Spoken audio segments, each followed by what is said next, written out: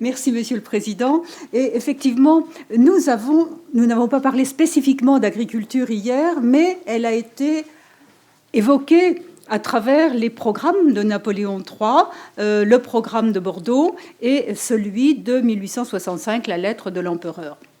Alors, je vais repartir plutôt de la fin de l'exposition internationale de 1867, à l'issue de laquelle un rapport est rédigé par le jury.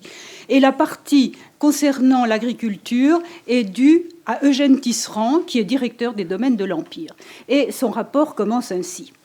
À aucune époque, les conditions de la production agricole n'ont subi un changement aussi brusque et aussi profond que dans les 20 dernières années. L'agriculture a pris un essor inespéré. Le spectacle que nous avons sous les yeux montre la carrière qu'elle a parcourue déjà et surtout les efforts qu'elle s'impose pour suffire à la tâche qui lui reste à accomplir. Alors peut-on croire Eugène Tisserand ? Eh bien, je crois que oui, parce que après avoir servi l'Empire, il est accepté par la Troisième République, qui lui reconnaît ses compétences et qui lui donnera de hautes fonctions comme inspecteur général de l'agriculture. Et il va dans le même sens que ce que disaient les préfets et les professionnels de l'enquête de 1866. Alors cette époque est l'époque de la prospérité des campagnes. J'avais même dans un premier temps intitulé cette communication « L'âge d'or des campagnes », avec un point d'interrogation. Alors pourquoi ? Pourquoi le point d'interrogation ? Eh bien parce que c'est l'âge de la prospérité des campagnes. Je vous ai mis ici les calculs faits après les longues études de Jean-Claude Toutain sur le produit de l'agriculture française. Et vous voyez que le produit végétal augmente considérablement de 57% dans ces 20 années et le produit animal même de 66%. Cette production, elle s'accroît par l'augmentation de la surface cultivée qui atteint son extension maximale à cette époque-là. Il y a eu des défrichements. Et puis, la valeur de la production s'accroît elle aussi.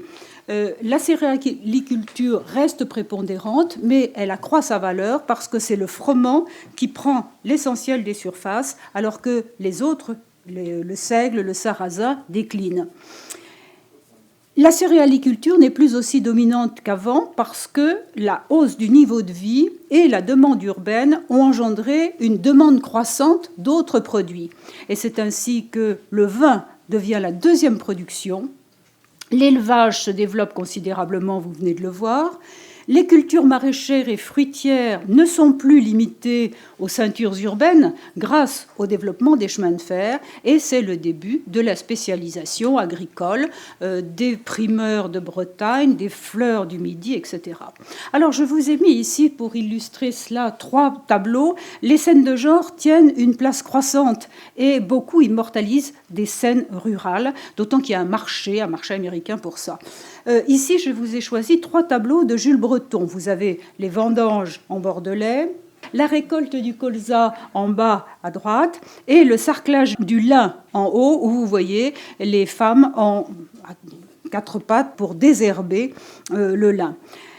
Le point commun de ces tableaux, c'est de vous montrer la grande abondance de la main-d'œuvre qui est nécessaire à l'intensification de la production agricole. Il faut beaucoup de main-d'œuvre à un moment où la croissance industrielle réclame de la main-d'œuvre et les travaux urbains aussi. Alors, c'est pourquoi nous sommes à une période de grande mutation. Les principales mutations que je vous cite rapidement, c'est d'abord un outillage perfectionné qui se diffuse, ainsi que plus lentement des machines qui sont tractées par des chevaux. Donc vous avez l'exemple ici, vous avez la faucheuse et la moissonneuse. Et puis même dans les années 60, sur les grandes exploitations, la machine à vapeur fait son apparition pour les batteuses en particulier. Ce ne sont pas les machines qui vont supprimer des emplois. Au contraire, les machines ne sont achetées que pour suppléer le manque de main-d'œuvre. Les connaissances scientifiques font un bond considérable, en particulier sur la nutrition des plantes. Jusqu'ici, on ne savait pas comment se nourrissaient les plantes, et maintenant, on le sait, grâce à Liebig, Boussingault, etc. Et on essaie de trouver des suppléments au fumier animal. Tout est bon, les engrais humains, le guano, très riche en azote, les phosphates, puis, peu à peu, la fabrication des engrais chimiques. D'autres améliorations y contribuent.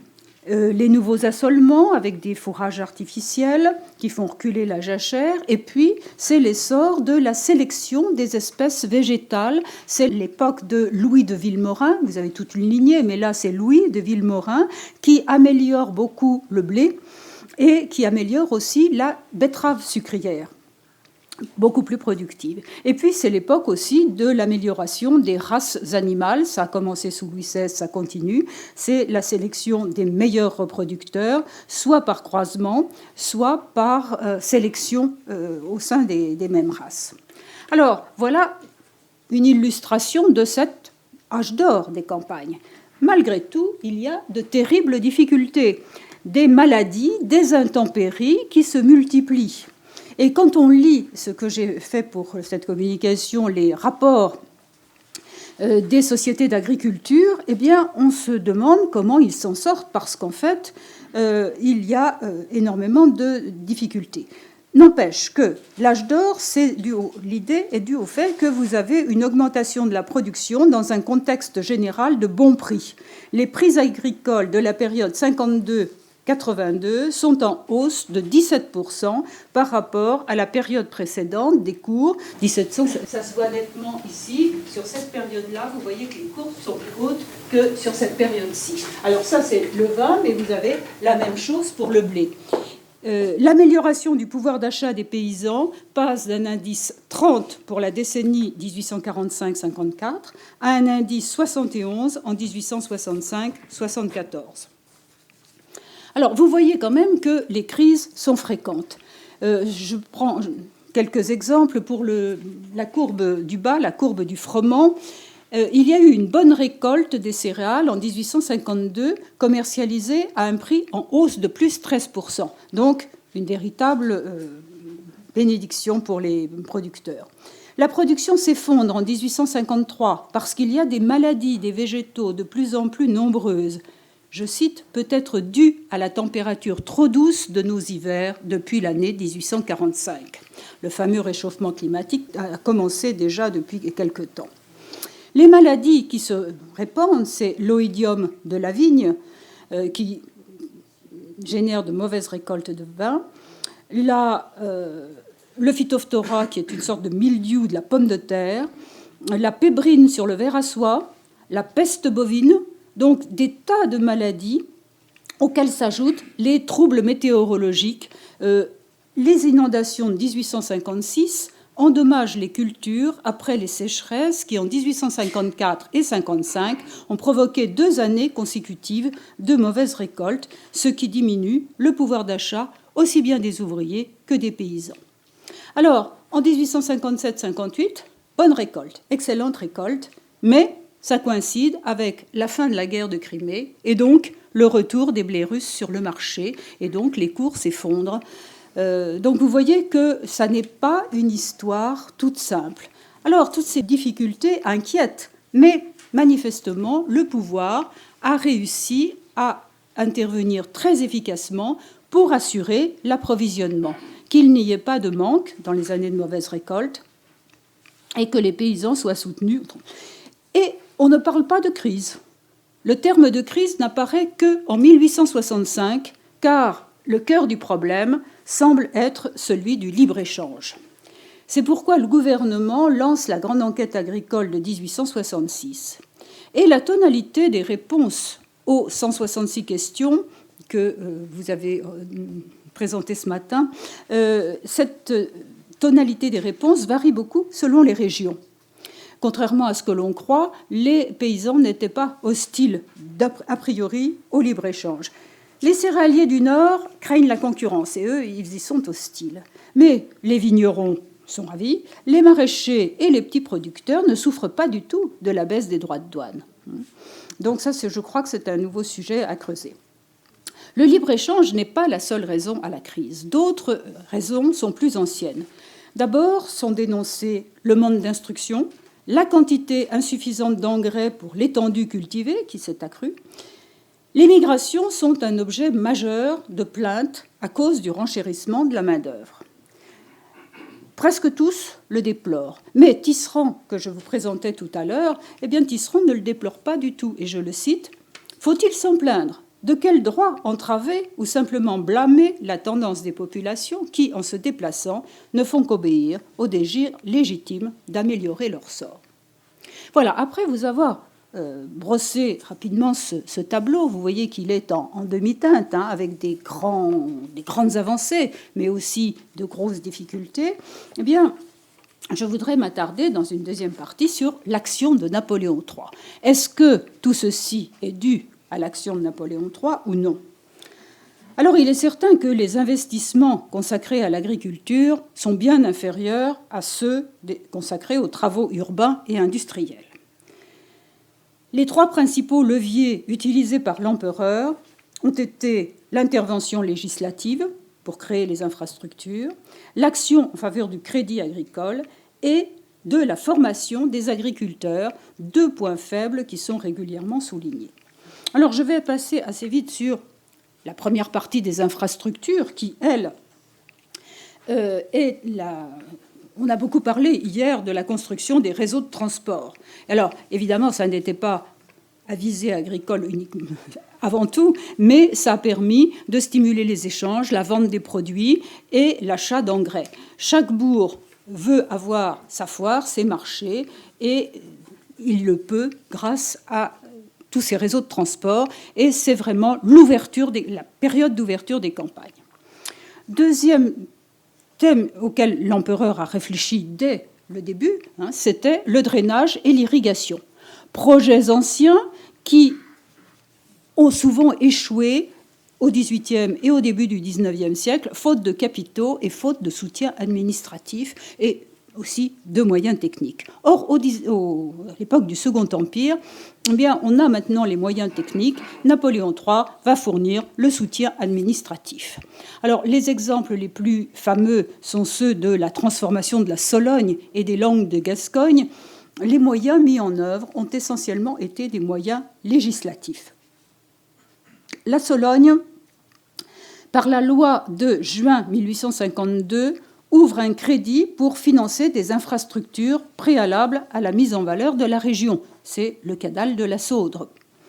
Dans les Landes, les terres appartenaient essentiellement à des communes et la loi de 1857 oblige les communes à assainir. Donc, assainir, vous savez que c'était un terrain imperméable, il fallait creuser des canaux et ensemencer en pin. Eh bien, si les communes ne font pas ces travaux, l'État pourvoit aux frais en se remboursant sur le produit des coupes et exploitations. Donc il y a là un moyen de coercition. Et cette loi a eu des effets bénéfiques et a été appréciée par tous. L'accueil a été favorable. Donc Napoléon a généralisé cette politique à toutes les terres marécageuses et incultes qui appartenaient aux communes en 1860. Même principe, l'administration offre des fonds du Trésor, offre des ingénieurs de l'État. Mais en échange, il y a un moyen de coercition. Si la commune ne veut pas, si le conseil municipal refuse, eh bien, il peut être contraint aux travaux par un décret impérial. Il y a des garde-fous. Le décret n'est rendu qu'après une enquête qui doit recueillir les avis des conseillers généraux, des conseillers municipaux et même des plus imposés. Mais là, vous voyez que l'État intervient dans la propriété. Et cette ingérence de l'État, sur laquelle je veux insister parce que c'est particulièrement important, la monarchie de Juillet, en 1845-47, a hésité, ne l'a pas fait. Mais on la retrouve là, en 1860 encore, la loi du 28 juillet 1860 sur le reboisement et la conservation des terrains de montagne. Il y a une très forte inquiétude à l'époque sur les inondations qui sont très fréquentes au XIXe siècle, tout simplement parce qu'il pleut beaucoup, mais on se demande comment en atténuer la gravité. Et la restauration des sols de montagne semble être le bon remède. S'il y a des végétations suffisantes sur les versants des montagnes, eh bien, elles retiendront plus d'eau. Et au nom de l'utilité publique, la loi envisage l'expropriation des particuliers et la prise de possession des terres des communes si ceux-ci ne peuvent pas financer les opérations. Cette loi a été très appréciée des financiers et de l'administration et c'est de là que date le grand reboisement des versants de montagne. elle a été copiée à l'étranger. Et il est amusant de lire les débats à la Chambre des députés en 1874, lorsqu'on se demande si on va pérenniser cette loi, parce que la Troisième République critique forcément ce qu'a fait le Second Empire, mais elle se décide à trouver que tout de même, on est obligé de continuer parce que c'était drôlement bien. Alors, donc vous voyez, premier élément de l'action de l'empereur, l'ingérence administrative. La deuxième, je vais passer très vite, c'est le crédit. Le crédit, il a été largement traité hier et on connaît bien maintenant beaucoup mieux grâce aux travaux d'André Guélin et Gilles Postel-Vinet pour la partie rurale. Le problème, c'est que pour ce qui concerne la partie rurale, eh bien, on peut être beaucoup moins élogieux. Ça n'a pas très bien réussi parce que le Crédit foncier de France, qui, comme les autres, avait des capitaux privés, eh bien, a mal financé. Il a surtout financé les grands propriétaires qui voulaient investir dans l'achat de terre et dans des châteaux. Cependant, et ça a été mentionné hier, il y a eu beaucoup de constructions de bâtiments et d'exploitation modèles, des étables très modernes. Alors, je voudrais insister sur le dernier levier que je voulais vous présenter, qui est celui de l'éducation et de la diffusion du progrès agricole. On a assez peu parlé d'éducation, et je crois que Napoléon III s'y est beaucoup intéressé à tous les niveaux. Or, ses détracteurs ont dit, forcément, pour mettre en valeur l'action postérieure, ont beaucoup dit qu'il avait saboté l'enseignement agricole. Pourquoi ? Parce qu'il a été voté sous la Deuxième République, le 3 octobre 1848, une loi qui organisait l'enseignement agricole en 3 niveaux.